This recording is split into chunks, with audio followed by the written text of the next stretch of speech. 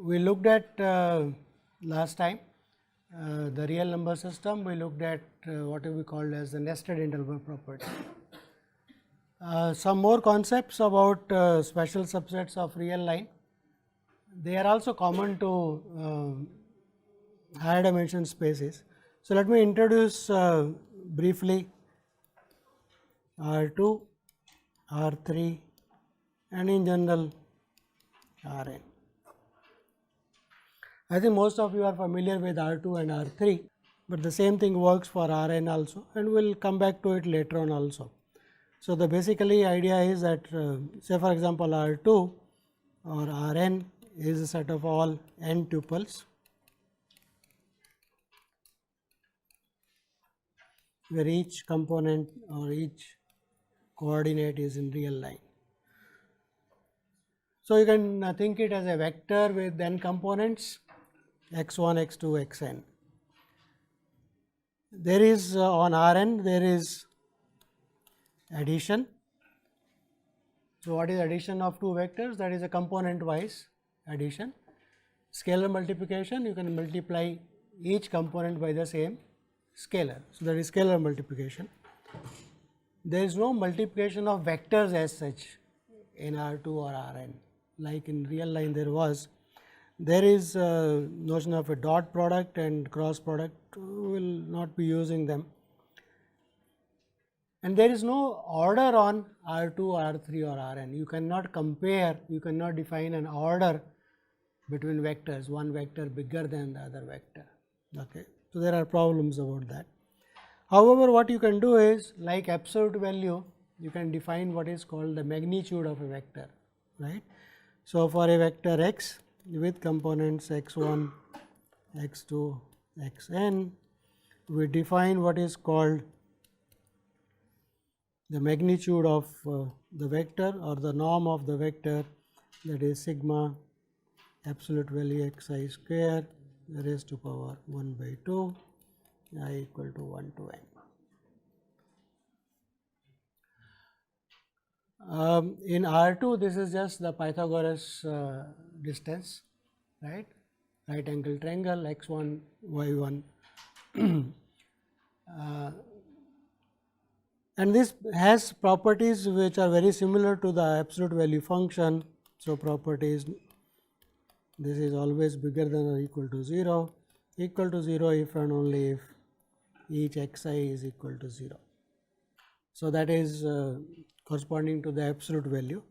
The second property is as far as scalar multiplication is concerned, alpha times x is equal to mod alpha times norm of x. So, that is scalar multiplication, how does this magnitude behaves, and the third is the triangle inequality property, and namely absolute value of x plus y is less than or equal to .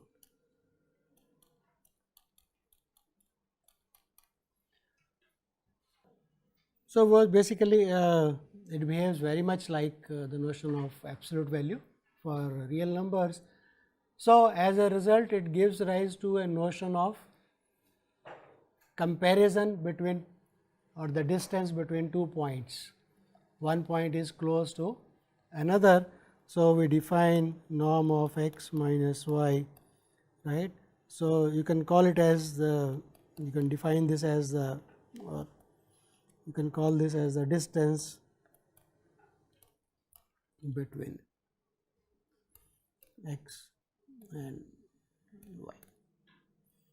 And so, basically the idea is that the notion of limits of sequences, right, and notion of convergence of a sequence depended upon the notion of distance, right.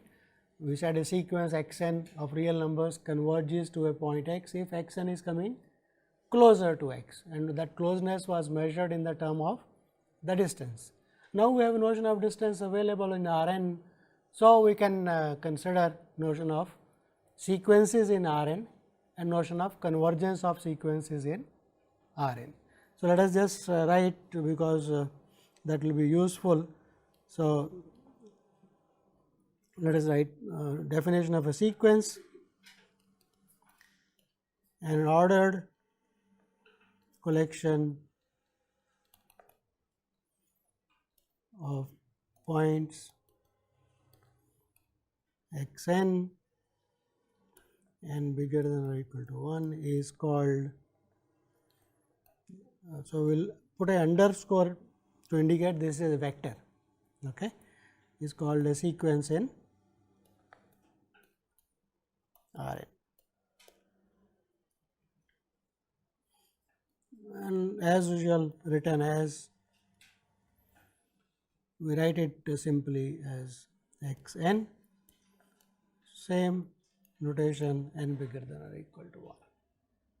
So, so let us say definition 1, definition 2, we can define now convergence: a sequence x n is said to converge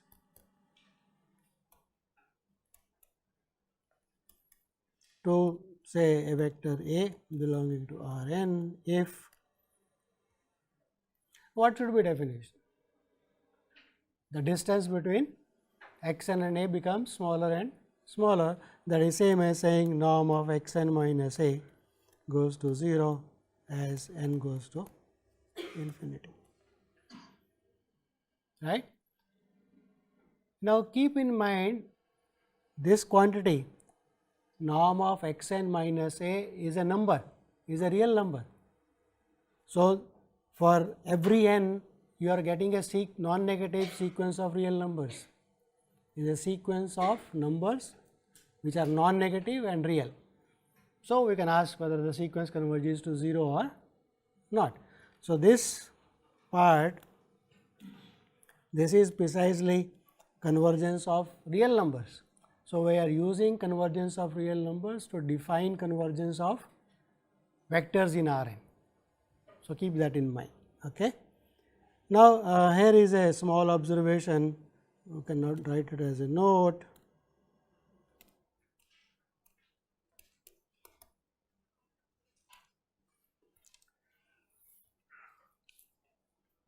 So, supposing our vector, okay, let us note something, namely x minus y. If I look at the distance between two vectors x and y, right, this is always bigger than, x has got components, y has got components. So, let us say x is x 1, x 2 and so on, x n, and y has components y 1, y 2, y n, then this is always bigger than or equal to x I minus y a. Is that okay? Because what is the distance norm of x minus y, that is x I minus y I absolute value square raised to power 1 by 2. So, that summation is 1 to n. So, that is always bigger than each term, and this is it okay? So, this implies that if x n converges to A, then okay, I am using n. So, I should probably because I am using n for R n also. So, let me write x k, if x k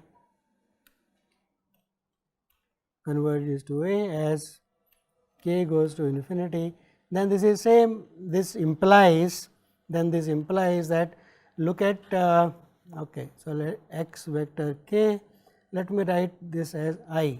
What is that?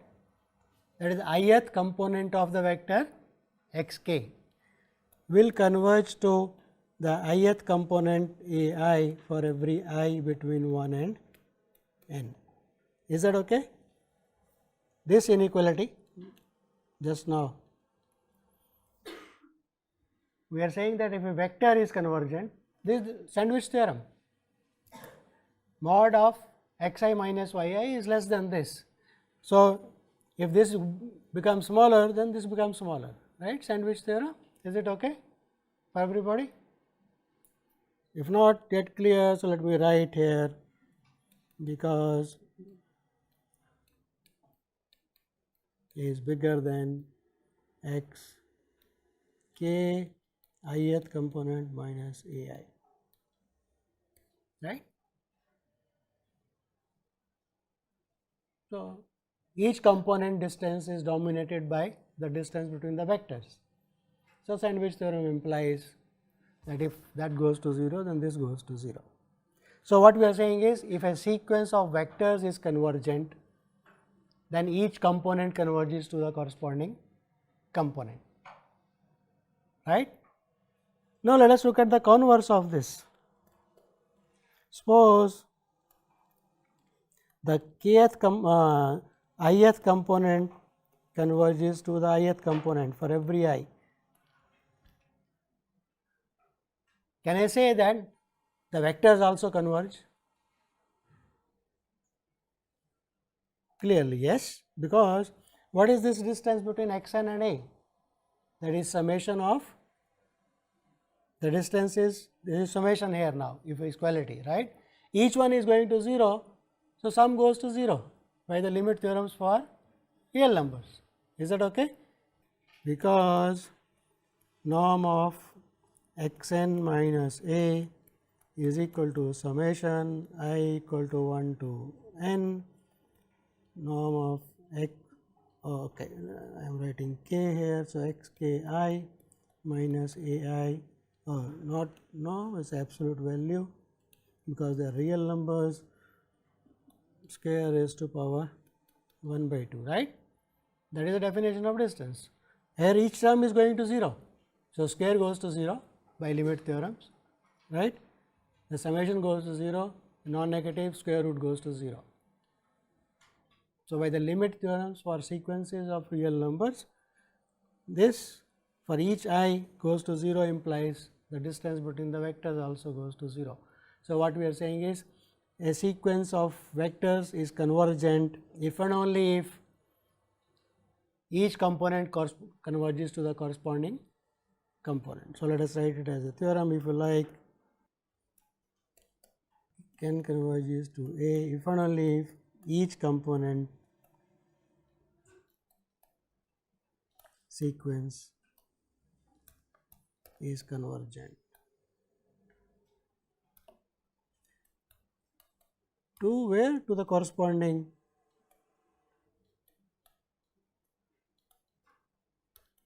component.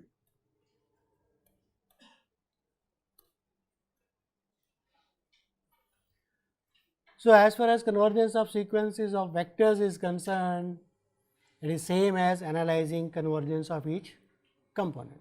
So, no, not a big deal, right. So, that is okay. So, now you will be using this concept to define something. So, let us start with let us take a set A contained in R n. A is a subset in R n. So, given a sequence in A sequence, so that each element is in A, supposing it is convergent, then the limit of that sequence may or may not belong to A, right. So, we are trying to now specialize special subsets of R n. So, we say definition, a subset A in R n is said to be closed. It is called a closed set if for every sequence x n belonging to A, x n converging to A implies A belongs to A, right. So, what we are saying is a set which includes all limits of sequences of its elements, we will say it is a nothing goes out kind of thing. So, it is called a closed set. The nomenclature is very clear. Okay. So, let us look at some examples.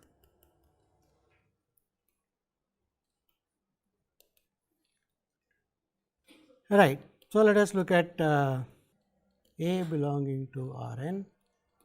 and the set A is the singleton A. Okay.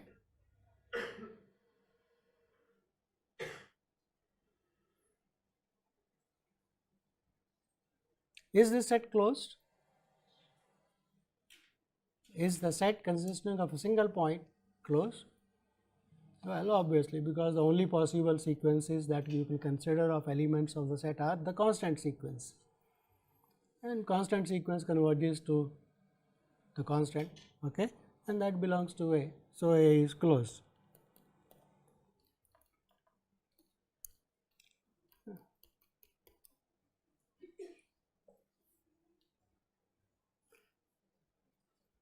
Okay, let us look at when n is equal to 1 some special cases. So, A is equal to, that is a subset of R, right, an open interval. The name itself says open interval, so it shouldn't be closed, right, but anyway that is not the reason we want. So, if we want to prove this set is not closed, then what should I prove? There is a sequence of elements of the set, it converges somewhere, but the limit is not inside that set. So, precisely if this is my A and this is my B, I can take a sequence sort of coming from the right side to A, right, and the limit will be A, which is not inside the set. So, what could be such a sequence? So, you can look at A plus 1 by n, but right, n suitably large enough so that you are inside. So, here is A plus or A plus 1 may be outside, no, B may be bigger than, but anyway let us from some stage onwards, right, A plus 1 over n will be inside the interval A B for some n large enough. So, this will converge to A, which is not part of A. So, this is A is not closed. For the same reason, you can take as A B, it does not matter, 1.1 counterexample is good enough, or you can take A B, right, these are all are, or you can even take A to plus infinity and minus infinity to A are not closed. All these are not closed subsets. Obviously, if I include here, can I say A B is closed? Why is that closed?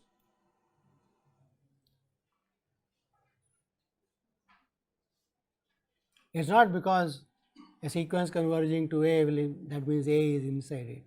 To say it is closed, I have to show for every sequence in the set, if it converges, that point limit must be inside the set. So, let us take, so let x n belong to A, n bigger than or equal to 1 and x n converge to some x. Then what can I say about these x n's? They are inside the set A and A is the interval A B, that means this is true for every n, right. Is it clear? Because it belongs to A. A is the interval A B, which is closed interval. So, A less than or equal to, and that implies if it converges, x n converges, what can you say about the limit? If x n's are bigger than or equal to A, the limit cannot go below A, we have seen that. So, A less than or equal to x less than or equal to B. But if they were open, if it was a strict inequality, then the limit could become equal to A, that we have seen in the example. So, then that will not be true. So, less than or equal to is okay, right. The limit can become equal to, even though each A n is strictly bigger than A, the limit can become equal to A, and that is okay for us, because we want A less than or equal to x less than or equal to. So, hence A which is equal to AB is closed.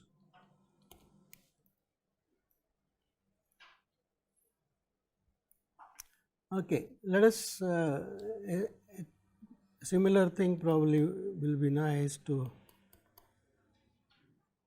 Okay, let us define something which is going to be useful for every x belonging to R n and epsilon a number b x epsilon. I am going to define a set, right. This is all vectors y belonging to R n such that the norm of x minus y is less than epsilon. All points, all vectors in y in R n such that is distance from x, x is a point which is fixed.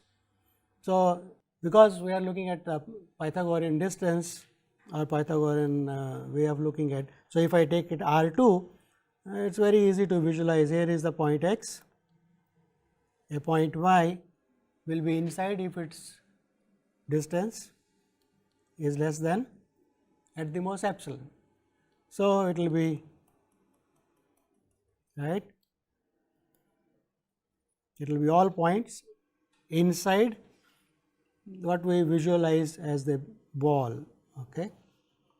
So, you can think it as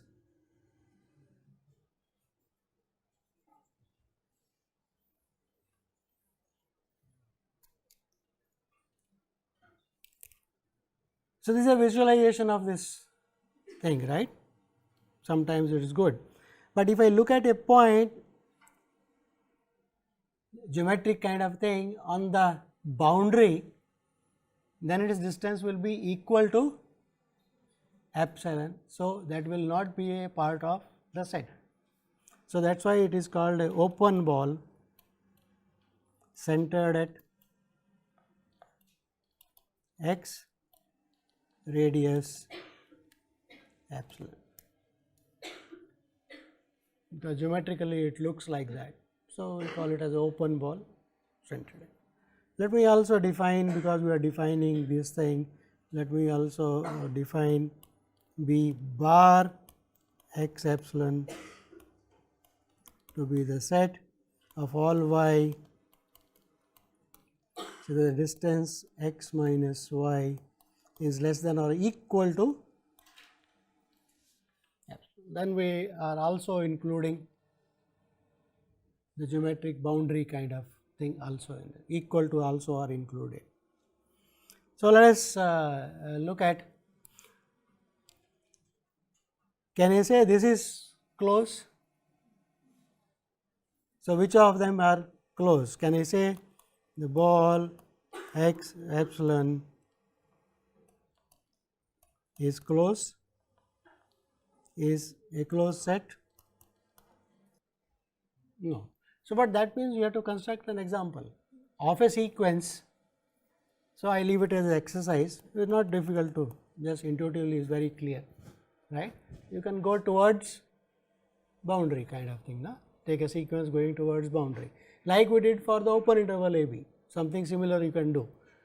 Slightly we have to do slightly more kind of, be slightly more careful about, because there are many possible directions here. In real line only one left or right, here are all possible directions. So, but you can go any direction. So, what about this thing?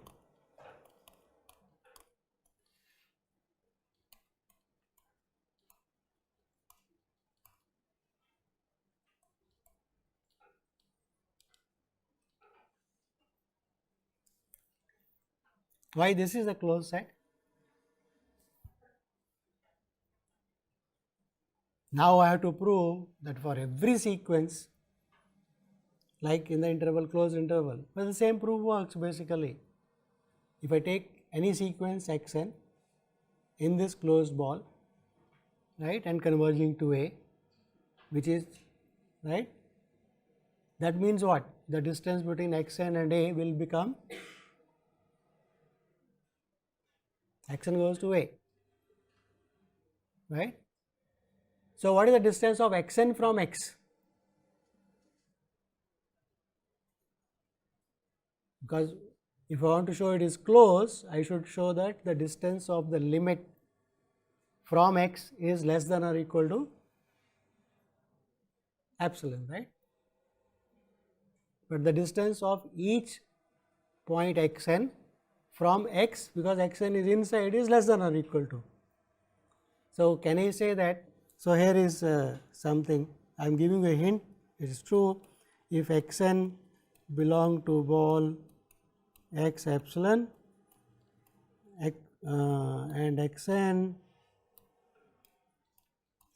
converges to A, then x minus A is less than or equal to epsilon. So, that is what is to be done, right. And what is given?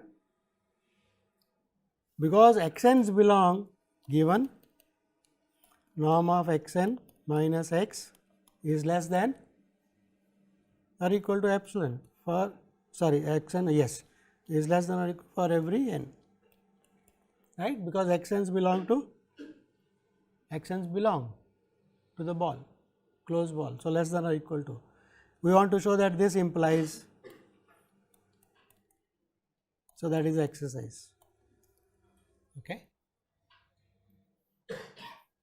Justify why norm of x n minus x implies that thing. Is it okay? Idea is similar to that of the closed interval a b. If x n is in the closed interval a b, then x n minus a, right, there is order here. Here is the order of the distance actually. So, try that. So, that will also prove modulo this part of exercise, that this also is a. So, by the way, this kind of things, okay, let us give it a name because they are going to be useful.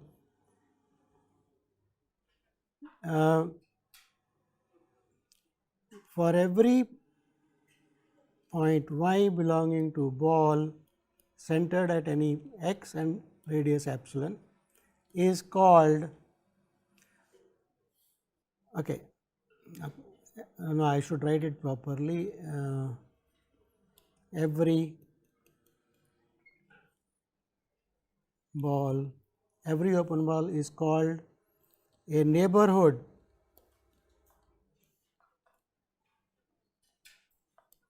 of y belonging to b x epsilon. So, what we are saying is, if it is an open ball, of radius epsilon centered anywhere, does not matter, then for every point y inside that ball, the ball is called a neighborhood of the point y, right. The ball is called a, so that means for this y could be anywhere. So, here is a point y, or it could be anywhere y here. For all elements of that open ball, this open ball is called a neighborhood of that point. So, obviously, it is a neighborhood of the center also anyway, right. So, it is something similar to, let us look at what happens in the real line. So, in the real line, if you have got a, so here is point x, what is an open ball of radius epsilon? So, it will be x minus epsilon n, that is open interval simply, right. So, what we are saying is, for every point inside, this is a neighborhood, okay. It is a neighborhood of the point y, or this is ball, okay. So, I think I will elaborate it slightly more later on. So, is the concept of neighborhood okay for everybody? An open ball is neighborhood of every point inside it, that is the definition, okay. So, now let us look at closed sets, okay. So, we have looked at many examples of closed sets. So, we have seen that there are sets which are not closed and there are some sets which are closed, right. So, can we do one thing, take a subset of R n, some of the limits may go out, let us throw them in and make a bigger set. So, what do you expect of the bigger set? The bigger set should have the property that it contains limits of all sequences in that, right?